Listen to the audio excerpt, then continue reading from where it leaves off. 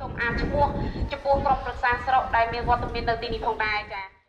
ក្នុងវេទិកាផ្សព្វផ្សាយនៅពីគ្រោះយោបល់របស់ក្រុមប្រឹក្សាស្រុកអាណត្តិទី4ឆ្នាំ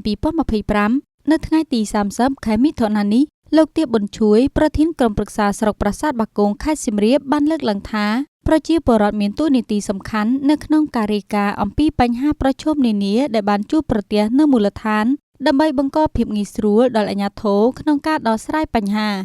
លោកទៀបប៊ុនជួយលើកឡើងទៀតថាស្ថិតក្នុងបរិបទនៃការអភិវឌ្ឍតាមបែបប្រជាធិបតេយ្យនៅថ្នាក់ក្រោមជាតិគឺជាកលានុវត្តភាពមួយដែលរដ្ឋបាលស្រុករៀបចំឲ្យមានជាវេទិកាផ្សព្វផ្សាយនៅពីគ្រោះយោបល់នេះឡើងដើម្បីផ្ដល់ឱកាសជូនបងប្អូនប្រជាពលរដ្ឋអ្នកពាក់ព័ន្ធទាំងអស់បានស្វែងយល់ពីស្ថានភាពទូទៅនៃការអភិវឌ្ឍមូលដ្ឋានព្រមទាំងបញ្ហាប្រឈមនានាដែលកើតមានឡើងរយៈកាលកន្លងមកម្យ៉ាងវិញទៀតវេទិកានេះក៏ផ្ដល់នូវឱកាសជូនបងប្អូនប្រជាពលរដ្ឋអ្នកពាក់ព័ន្ធទាំងអស់ក្នុងការបញ្ចេញមតិរបស់ខ្លួនដែលពាក់ព័ន្ធនឹងក្តីកង្វល់សំណូមពរតម្រូវការជាក់ស្ដែងក្នុងមូលដ្ឋានផងដែរ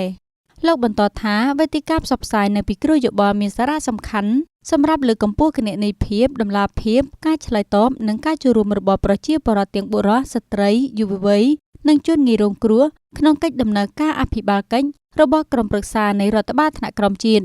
អង្គវេទិកានេះពេលនេះពិតជានឹងផ្ដល់ជូនដល់ប្រជាពលរដ្ឋនៅតាមមូលដ្ឋាននៅឱកាសយ៉ាងធំធេងបានលើកពីបញ្ហាប្រឈមក្តីកង្វល់សំណូមពរនានាដើម្បីអាជ្ញាធរមានសមត្ថកិច្ចពិនិត្យដោះស្រាយនិងឆ្លើយតបចំពោះតម្រូវការដែលបានលើកឡើងទាំងនោះ